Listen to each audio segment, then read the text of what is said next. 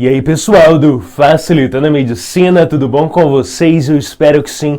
Eu sou Cleverson Delvecq e a gente vai para mais um vídeo referente à farmacologia, hoje destacando a prednisona.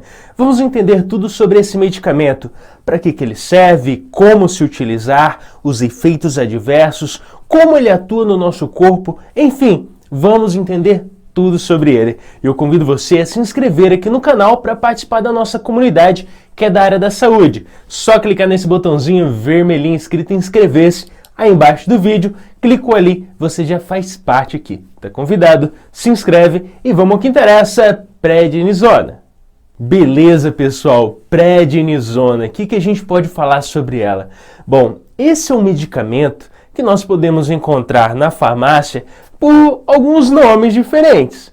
Merticortem, também Corticotem, Predzin e Ciclortem. Ou seja, é uns nomes diferentes, mas é o mesmo elemento, é a prednisona. Tranquilo? Então tem esses nomes.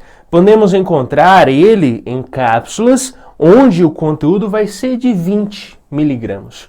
As doses referentes a esse medicamento vai variar de adulto para criança. Nós podemos dizer que em adultos vai diferenciar de acordo com o problema, né? Por isso a importância sempre da consulta médica. Isso é crucial, não se toma, não se faz automedicação.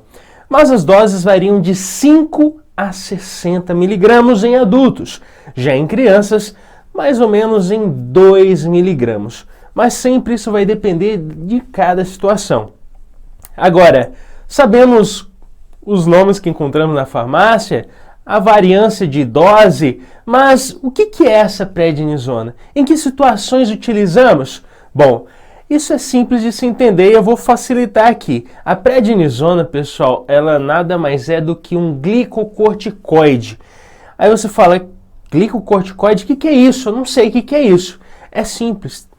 É um hormônio do corpo. Só que essa prednisona é um glicocorticoide sintético, ele é feito e ele imita o hormônio do corpo. Agora, o que esse glicocorticoide, essa prednisona, faz no nosso organismo? Primeiro de tudo, que quando a gente toma prednisona, ela vai ser absorvida, vai à corrente sanguínea, passa pelo fígado e o fígado transforma essa prednisona em prednisolona, que vai ter o efeito glicocorticoide. Tranquilo? Então ele sofre uma transformação no fígado. Agora, o que esse glicocorticoide, que de forma direta e simples é esse medicamento, essa prednisona, o que ele faz? Ele vai ter efeito no nosso corpo anti-inflamatório, anti-reumático e anti-alérgico. Basicamente isso que ele faz. Anti-inflamatório, anti-reumático e anti-alérgico. Então, repetindo para não restar dúvidas, a prednisona, ela basicamente é um glicocorticoide sintético, que imita um hormônio do nosso corpo. E o que ele faz, esse glicocorticoide, esse medicamento sintético? Ele tem ação anti-alérgica, anti-inflamatória e anti-reumática. Tranquilo? Aí você pergunta, mas como que ele consegue fazer isso? Olha, se eu quisesse dificultar, dava, viu? Mas eu vou tentar simplificar. O que acontece? No nosso corpo, existe uma resposta inflamatória frente a agentes que o corpo considera como estranho. Ou em qualquer reação imunológica onde eu quero defender o organismo. Tem uma resposta inflamatória. E essa resposta inflamatória é basicamente isso que você está vendo aí na tela. Ela começa com enzimas que transformam substâncias em outras substâncias e essas outras substâncias, né, vão tentar ativar células de defesa do nosso corpo que vão gerar a inflamação e os sintomas da inflamação. Então, de forma direta, a inflamação é uma resposta do corpo onde certas enzimas vão transformar substâncias em outras substâncias, como nós vimos aqui, ácido araquidônico em outras substâncias, prostaglandina, tromboxanos, enfim, vão formar substâncias que vão ativar células do corpo que são imunológicas e que vão gerar a inflamação. Isso é o processo inflamatório. Agora, onde entra esse medicamento? A prednisona. Vamos entender agora. Bom, pessoal, essa prednisona, que é um glicocorticoide, ela atua exatamente inibindo a enzima que você está vendo aí. Principalmente o fosfolipase E2, ele consegue inibir enzimas que formam substâncias pró-inflamatórias do organismo. E se eu evito uma resposta pró-inflamatória do corpo, eu evito a inflamação, eu evito uma resposta imunológica. Aí você fala, tá, essa prednisona evita a inflamação porque diminui uma ação do sistema imunológico? É isso. Aí você fala, mas isso não é ruim? Eu estou fazendo com que o corpo pare de defender o próprio corpo? Ou seja, células imunológicas parem de defender o meu corpo? De certa forma, é isso. Só que em certas situações, pessoal, o corpo ele tem uma resposta imunológica muito exacerbada. Ou seja, ele passa dos limites e gera uma inflamação indesejável. E o que eu faço? Entro com o glicocorticoide, entro com a prednisona para diminuir essa resposta inflamatória exacerbada e assim melhorar o quadro clínico do paciente. Então o que acontece? Tem esta cascata inflamatória. Eu simplesmente vou lá e inibo uma enzima e todo o resto da cascata não acontece. E se todo o resto da cascata de transformação aqui não acontece, eu diminuo ou acabo com o processo inflamatório. É basicamente isso que esse medicamento vai fazer. Beleza? Sem problemas. Agora, em que situações eu vou utilizar? Situações onde eu posso ter inflamação. E aí a gente destaca a artrite reumatoide, lúpus eritematoso, também conjuntivite, dermatite e até situações mais agravantes. Aí eu destaco os linfomas e certos tumores, né? Algumas situações, né, que são bem complicadas. E eu logo chamo sua atenção. Em que situações eu chamo ali, né, um alerta para o uso desse medicamento? Pacientes que já são imunodeprimidos, aqueles pacientes que têm um sistema imunológico reduzido.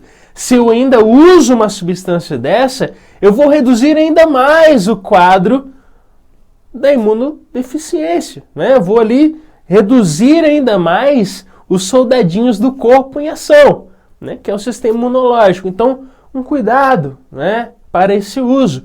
Gestantes, sempre também um resguardo maior para o uso desse medicamento. Crianças e idosos que já têm uma saúde mais ali em um cuidado de alerta.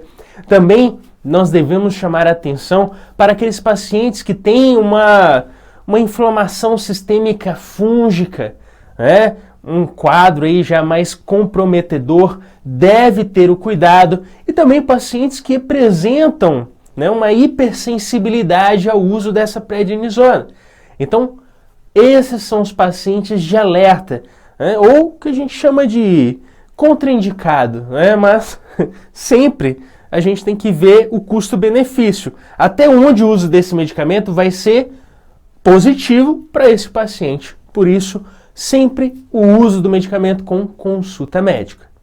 Aí você fala, quais seriam os efeitos adversos ou colaterais? Primeiro, que efeito adverso colateral nem todo mundo vai ter, mas alguns pacientes têm, que é aquele que você toma o medicamento e vai sentir algumas consequências indesejáveis. E quais seriam elas? Primeiro, pode acontecer tontura, o paciente pode ter uma desordem hidroeletrolítica, né, com retenção de água e sal, perda de potássio. O paciente pode ter, principalmente crianças, um atrapalho no desenvolvimento dessa criança. Uma observação para os pacientes que são hipertensos ou têm osteoporose. Devemos também cuidar para aqueles pacientes que têm alterações hepáticas e renais, né? E claro, pode ter alteração tanto de tontura, às vezes náusea, pode acontecer, e principalmente, isso aqui muita gente esquece, que são problemas gastrointestinais, principalmente problemas no estômago. Pessoas que têm gastrites e úlceras, quando você utiliza medicamentos que inibem a prostaglandina, você expõe aquela situação para se agravar. Por quê? Como nós vimos aqui na cascata de inflamação, que acaba por formar a prostaglandina, pessoal, ela é fundamental para formar uma camada protetora. Ela ajuda, na verdade, a proteger o estômago, é isso. E se eu não tenho essa prostaglandina, o estômago fica exposto. E se esse estômago fica exposto ali a uma ação do ácido clorídrico, que é o ácido do próprio estômago, o uso desse medicamento agrava situações onde o paciente já tem gastrites e úlceras. Então, um cuidado maior para os pacientes com problemas gastrointestinais, principalmente voltados ao estômago. Tranquilo? Então, pacientes, efeitos adversos, tonturas, alterações hidroeletrolíticas, também alterações da pele, fraqueza muscular, alterações gastrointestinais, como citamos. Enfim, esses são os principais efeitos colaterais desse medicamento. Então, pessoal, com isso fizemos um pequeno resumo para te ajudar referente a esse medicamento. Eu espero ter te ajudado. Se inscreve no canal e até o próximo vídeo. Valeu!